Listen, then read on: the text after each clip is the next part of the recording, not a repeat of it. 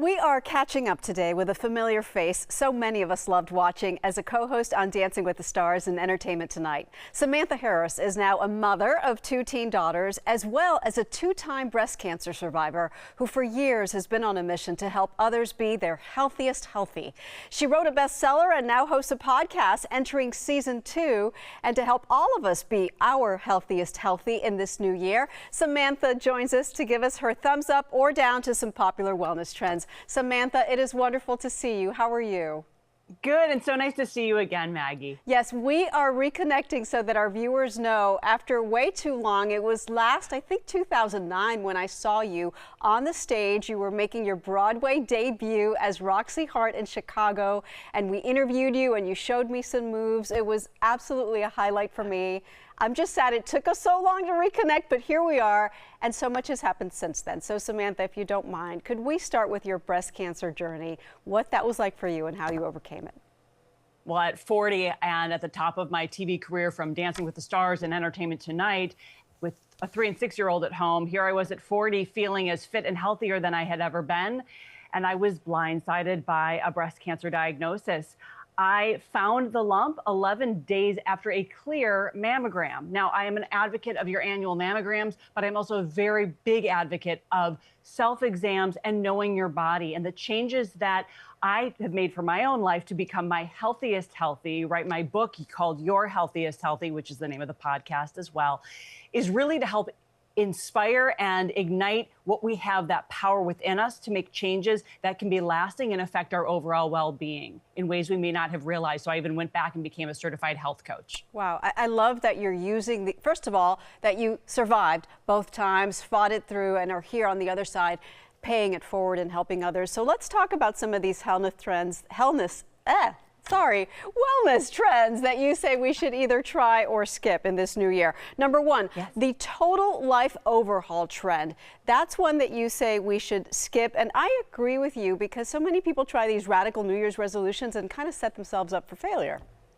Incredibly so. And wellness really isn't about being perfect, right, Maggie? It's about being empowered. You don't need to be 100%, say, toxin-free to be healthy, which is something that I worked so hard to be toxin-free and get all the toxins out of my body. And that is essential.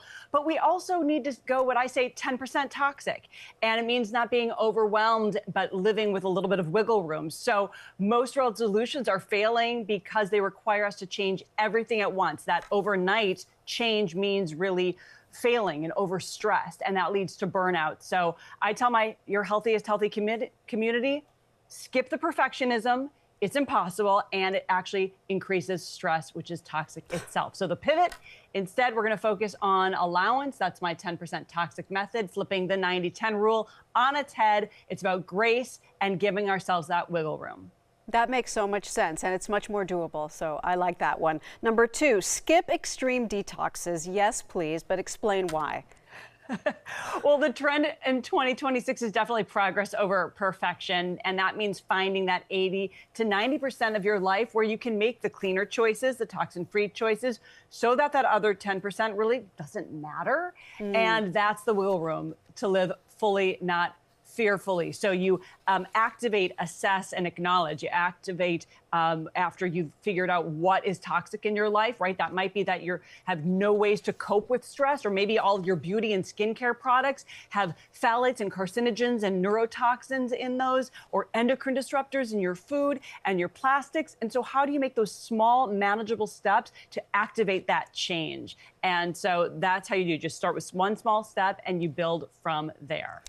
So regarding the makeup thing, because that's big for me, I sometimes wonder, what am I putting on my face? But I don't want to throw everything away because it's expensive to replace everything. Is there just like a good starting point when it comes to that? Absolutely, because skin is our biggest organ. So I say start with your facial moisturizers, maybe your foundation, or I love a BB cream. I have a lot of really great, clean, vetted products. You and I are in the makeup chair every day, but everyone is slapping on something before they leave the house to the time they come home. So we want to make sure what our skin is absorbing and going into our bloodstream is as toxin-free as possible. People can actually send me a DM on my Instagram, which is Samantha Harris TV, also on Facebook, just saying clean beauty. Send me the words clean beauty. I will send you the free guide. It's vetted. It has lots of great options, and I'll make sure I get that into your email as well, Maggie. Sounds good. DM Clean Beauty to Samantha Harris. Thank you, Samantha, so much for taking the time today. And as she mentioned, you can follow her on social media for all things fitness, nutrition, and overall health. No better person to give advice there. And be sure to listen to season 2 of her podcast. It's called Your Healthiest Healthy, and it's launching on January 17th